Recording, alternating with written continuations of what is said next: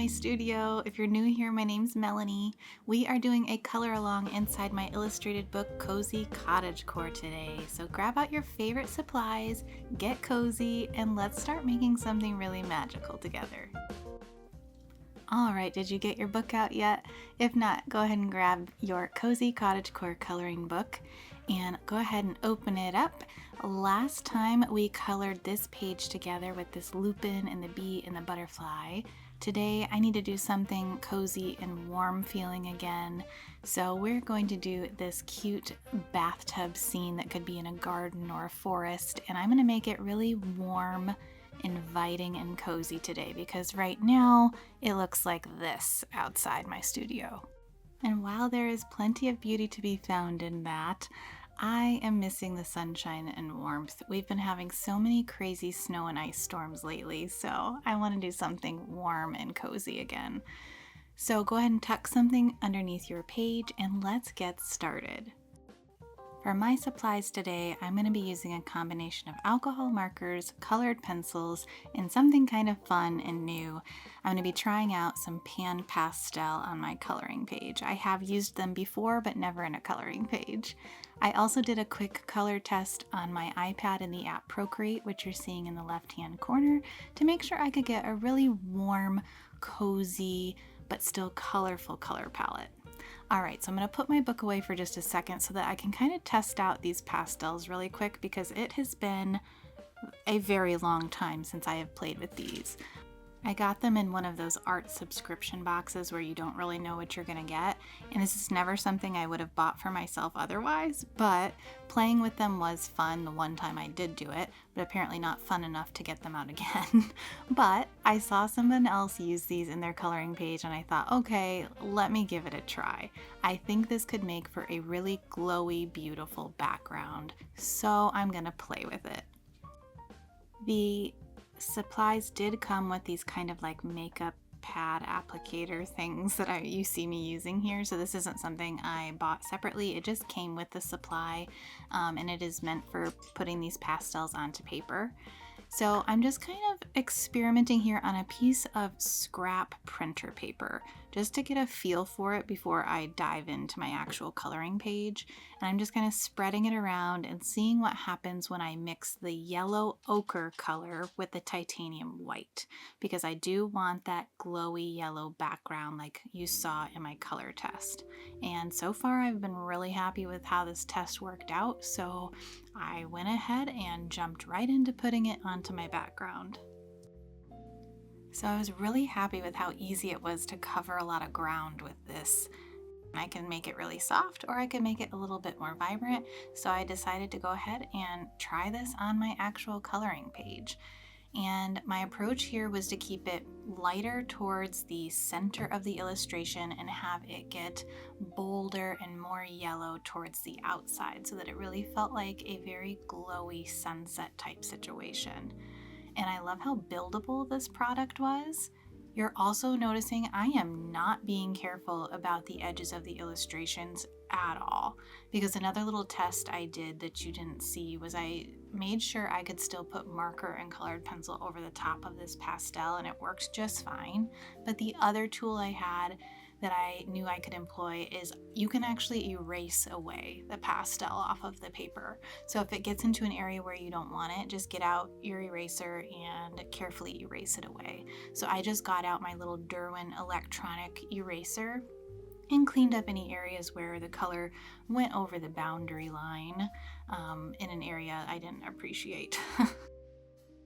Now, I know very little about actual pastels, especially pan pastels, but I decided to approach this like I would paint. And so a lot of times when I'm painting, I'll put down white paint first to blend color into for a background. And so that's what I did. I started with the white pastel so that I had something to put the yellow into so that it wouldn't be too harsh and crazy right away. And then I added in more yellow ochre as I went. And I tried to keep that the boldest yellow ochre to the outside of the illustration. I think if I were going to use this technique a lot more in the future for creating backgrounds, I would want to look into different ways of applying the pastel. I don't think this tool is my favorite way to apply it. I wish it had more of like a rounded or pointed end, kind of almost like a blending stub instead of this whatever makeup style tool end it has. I would kind of prefer it to have something a little bit more round but sharp at the end. If that makes any sense to anyone, probably not, but I know what I'm trying to say. As for colors, I only have primary colors plus a black and a white. So if I were going to do this on more backgrounds, I may need to eventually get some other colors because I don't do a lot of primary colors when I'm coloring. I tend to use more crazy colors. I could also experiment a little bit with mixing these primaries to see what their capabilities are, but I don't think I'll be able to get the kind of colors I usually like to use when coloring with what I have currently. But like I said, these were just in one of those kind of random art subscription boxes, so I never would have picked these up for myself anyway. Except for that it came in a box like that. Now I know that they are fun to use and it does absolutely work on a coloring page. You'll just want to make sure you put a piece of paper in between this and your other pages so that it doesn't smear on your other work, and potentially consider putting a fixative over the top of your page if you try these pastels.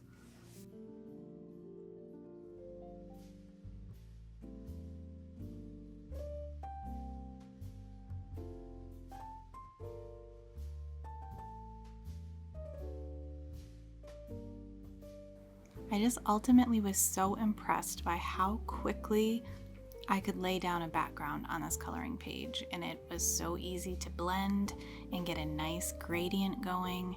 This was definitely an easy, no pressure, fun way to put in a large background. If I was doing this with colored pencil, that would have taken me forever to get such a nice soft blend. So pastels for backgrounds are a winner, in my opinion. Now, real quick, I'm just going to take my little eraser and erase any areas where I felt like the pastel went over the edges a little bit too much. I didn't worry about it being perfect by any means because, like I said, I already tested the fact that my marker will lay over the top of this just fine. And I guess I should clarify, I'm not putting marker over like some thick area of pastel. I just mean if it kind of went over the edges just a little bit, I'm not worried about that. I wouldn't necessarily put my marker over the top of like where I have really thick pastel built up, if that makes sense.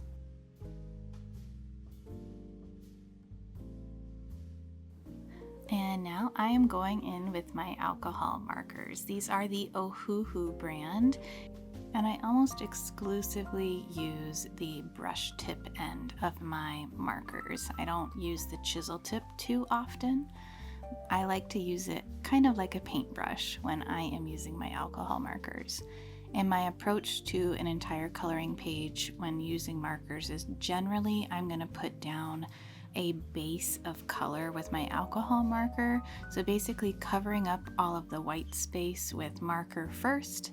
And then once that dries, I come back in with my colored pencils to add in more texture, detail, shading, lighting, and special effects.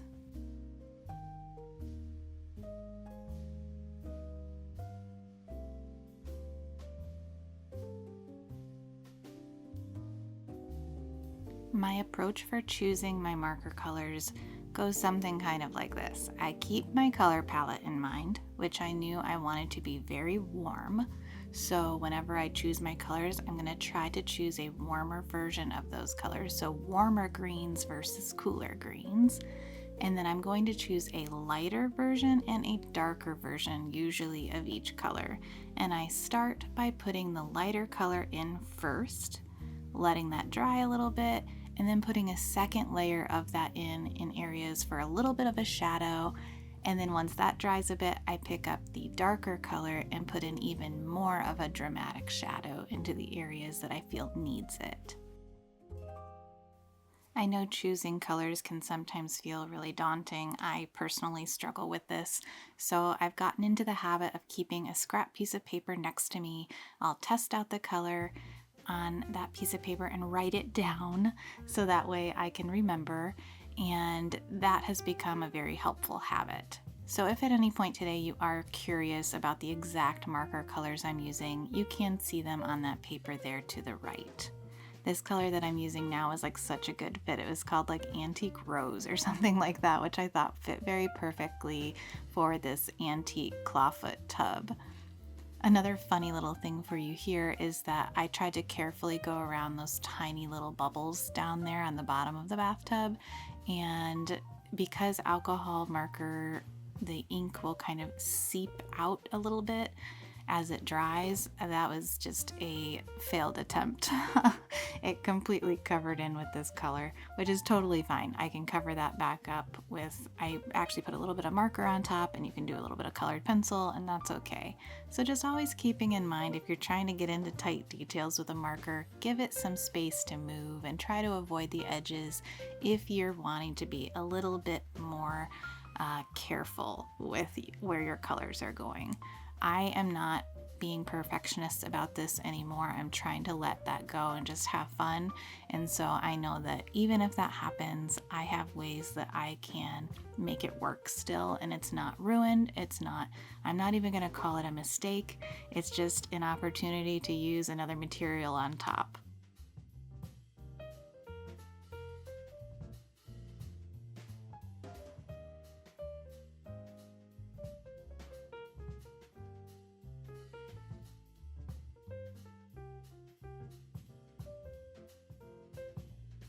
Another reason this could be really helpful to write down your marker choices or your colored pencil choices is you could actually tuck this piece of paper into your coloring book with this page, and in the future if you're like, man, what was that combination I used that I really liked, you can go back and reference that sheet and it would be really helpful, and you can find those exact colors again.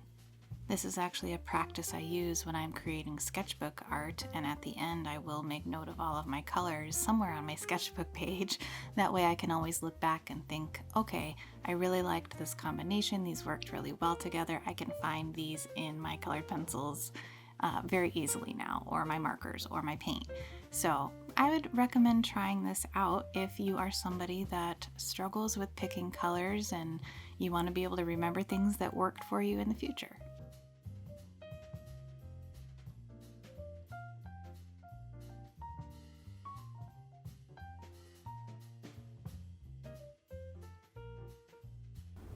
In order to unify the page but also keep my color palette a little bit more simplified, I used the same yellows in the leaves up above as I did on the kind of golden feet of the tub.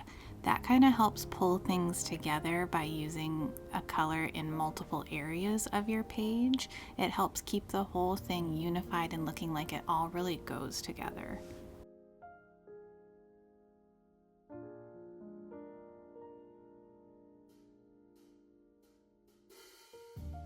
For my bubbles, I decided I wanted them to be like bubbles of light, so I used those same yellows to put that color into my bubbles. I'm telling you, we've been starved for sunshine here, so making bubbles of light just felt good and happy and right to me. Please don't feel like you have to make yellow bubbles if that doesn't feel good to you.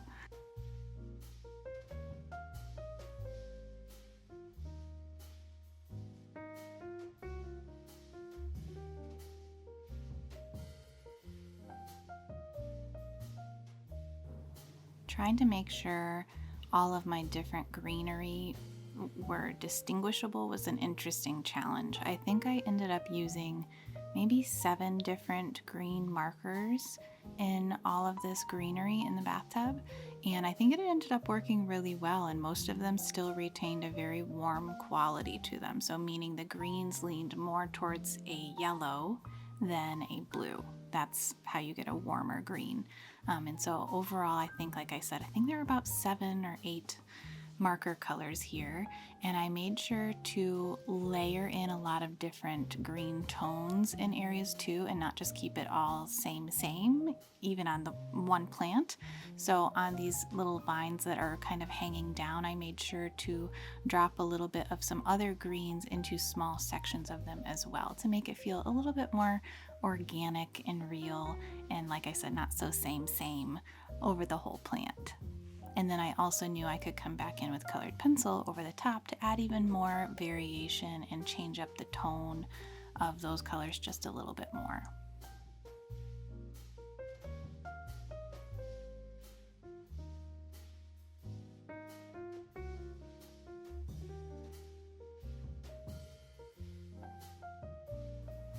I always find it kind of entertaining watching myself back when I pick up the darkest version of my colors, because I can tell how hesitant I am to put this color in there and really add in the drama. But I think the drama is what makes this coloring page work, is those pops of darkness that make areas kind of come to life and not feel so flat. So, but I'm always so hesitant because it's different with marker. Once you put it on there, it's on there. You can't, it's not like colored pencil where you could erase it away to lessen the color or the effect a little bit. This marker's pretty much permanent, so it's something I have to ease into.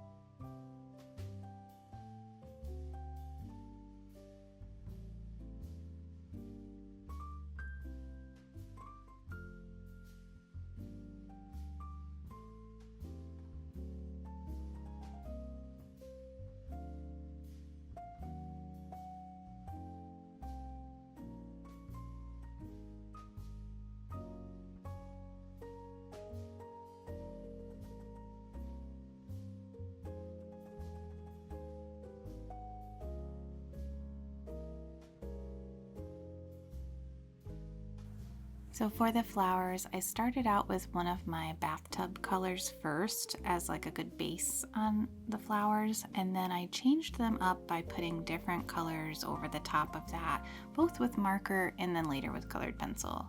And I really ended up liking the effect.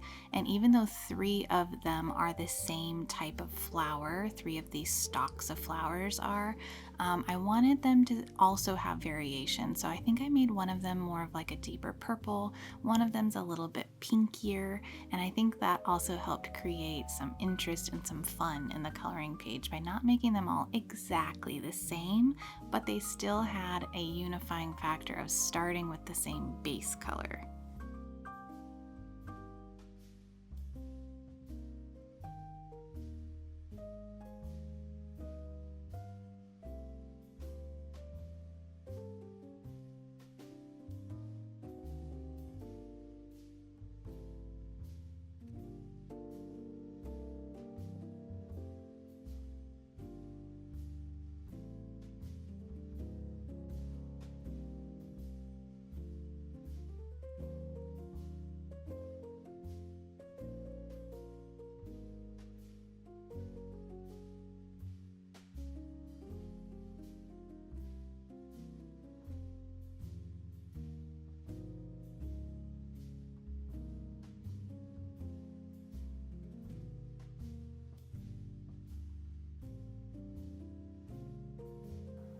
So I'm going to put just a little bit more of a darker purpley tone into these flowers really quickly, and then a little ghosty or something stole some of my footage of me finishing the greenery on these flower stalks.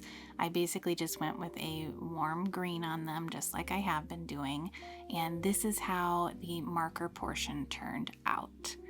So at this point, I let it dry for a few minutes, and then I was ready to go ahead and come in with my Prismacolor colored pencils.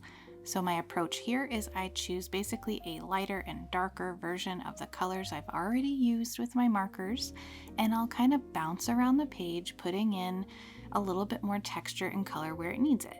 So the first place that I'm going to start is the bathtub, and I'm practicing over on the right on my scrap paper to make sure the colors I picked were good. And I'm going to come into this corner right here first because there was an area that was really bugging me where the markers didn't really blend very nicely, and you can't see it as much on screen, but in person there was just a really blotchy area. And so I really liked being able to use my colored pencil to even that out and put some texture back in there to make it look a lot better. And I used a pink after the purple to add in more vibrancy to the overall color of this bathtub. And I really liked how that achieved a nice vibrant effect.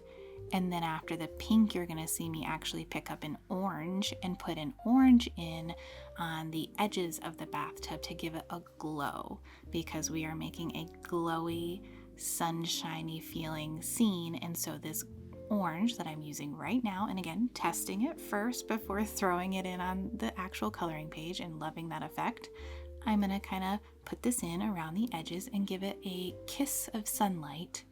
And it just worked so nicely. It kind of looks subtle on here, but in person, it just really added a lot of life to this bathtub. And then I'm going to sprinkle that same orange in around other areas of the page too, to give that kiss of sunlight to other areas. So on the grass, I'll do some on the greenery and the flowers up above, and it really gave a beautiful glow.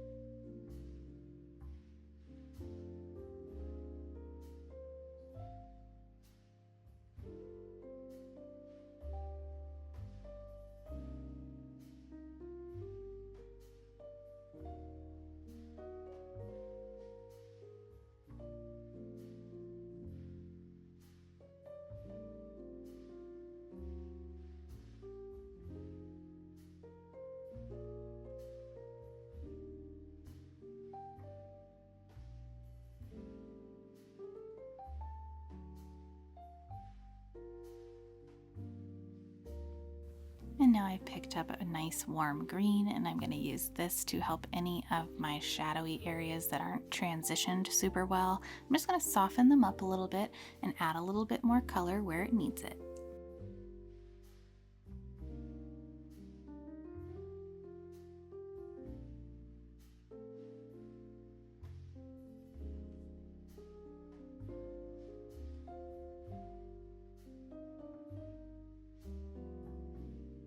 And I'm also adding it down here to the bottom to make this kind of fade out a little bit better, so that those little chunks of grass aren't just looking like they're kind of floating there randomly.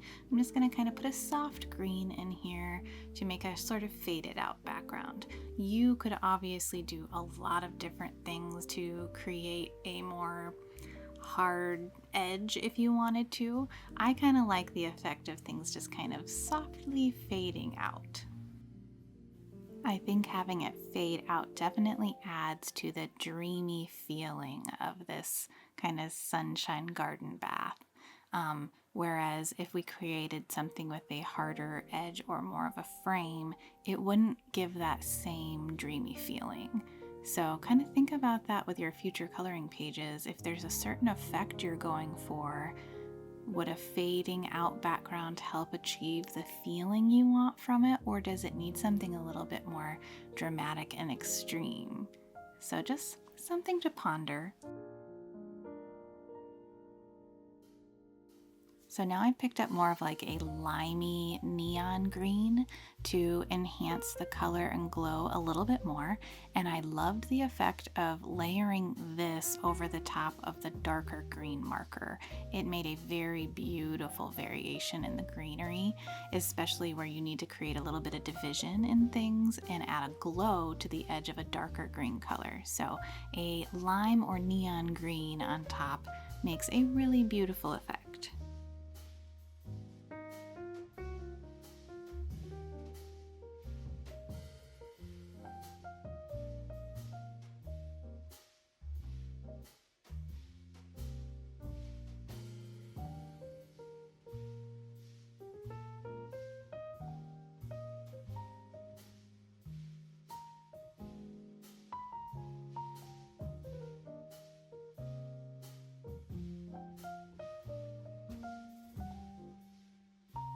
So now we're ready to do our flowers a little bit. And this first color is a really gorgeous, vibrant color to layer over things. And I think this one's called Process Red. And I don't really understand that name of that color at all, but it makes a very beautiful layering color to bring back some vibrancy and light. And then I switched over to one of my other favorites, a mulberry color. This one adds a really gorgeous shadow. And I think the other color I used was a dahlia purple. So between those three colors, I kind of layered those in on my flowers to add lots of variation in the pinks and purples of them to make sure they felt really organic and more natural and less flat.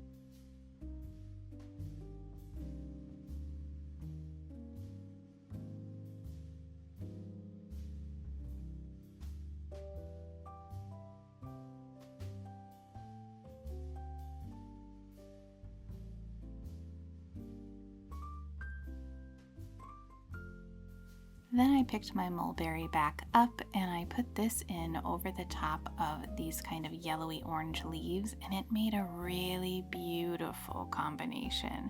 It definitely felt very fall-like, so I'm going to remember this one for some more autumnal coloring later this year. It made a really warm effect on there. And then the other thing I did that I liked was I took this mulberry and I actually outlined the leaves and covered up my coloring line art with this color, and it just added a lot of depth to these leaves. So another little trick for you to try sometime. So here is where the colored pencil ended, and I picked up my favorite Posca white pen and I put in my final like sparkly white details here and there.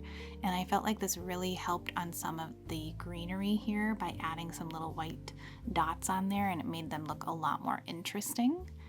And then I just kind of also sprinkled it around as little highlights on other parts of the page to my heart's content, because I always like lots of sparkle and white lines for energy in the piece. I feel like it always adds a little bit of playfulness and energy. And that's how I'm wrapping up this coloring page. I had a lot of fun coloring this with you. I want to remind you that my next coloring book is coming out April 25th. That is going to be called Charming Escape. It's going to be so much fun. I can't wait to start coloring in that book with all of you. I also had a lot of fun trying out the pastels on this background for this page, and I'm definitely going to do that again in the future. If you try it, let me know. If you made it to the end of this color along and you would like to keep coloring with me, another color along video is going to pop up on the screen soon for you to click on and head right over to that one next. In the meantime though, if you would, please give this video a thumbs up or a like. It really helps, and a comment down below would also absolutely make my day. Let me know if you colored along with me today, and leave me a little heart emoji down below if you enjoyed this. Thanks so much for being here with me today. Happy coloring to all of you, and I hope to see you again real soon.